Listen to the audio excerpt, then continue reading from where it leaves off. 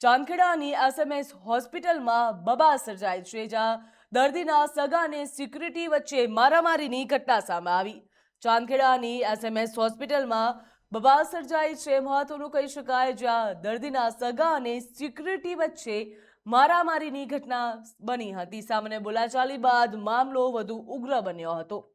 જ્યાં સામાન્ય બોલાચાલી બાદ મામલો બિચકાયો હતો. મારામારીના દ્રશ્યો કેમેરામાં પણ કેદ થઈ ગયા છે, જ્યાં અમદાવાદમાં હોસ્પિટલમાં દર્દીના સગા અને સિક્યુરિટી વચ્ચે મારામારીની ઘટના સામે આવી છે. મારામારીના દ્રશ્યો કેમેરામાં કેદ થઈ ગયા છે, જ્યાં ગાર્ડે દંડાથી માર માર્યો હોવાના દર્દીના સગા દ્વારા આક્ષેપ કરવામાં આવ્યો છે.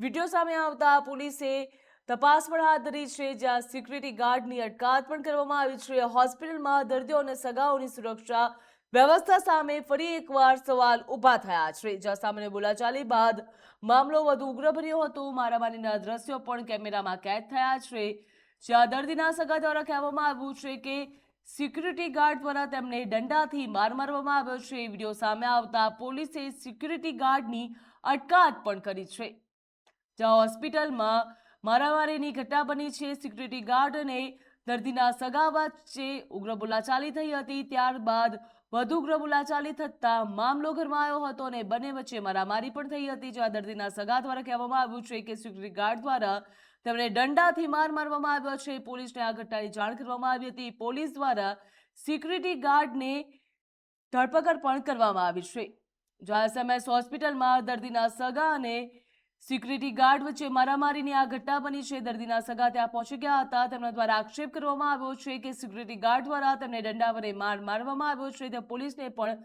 આ ઘટનાની જાણ કરવામાં આવી હતી. પોલીસ પણ ઘટના સ્થળ ઉપર પહોંચી હતી. પોલીસ દ્વારા આગળની તપાસ પણ હાથ ધરવામાં આવી છે. જ્યાં અમદાવાદના ચાંદખેડા વિસ્તારની એસએમએસ હોસ્પિટલમાં ફરી એકવાર મારામારીની બબાલ સર્જાઈ છે, જ્યાં દર્દીના સગા અને સિક્યુરિટી ગાર્ડ વચ્ચે મારામારીની ઘટના બની.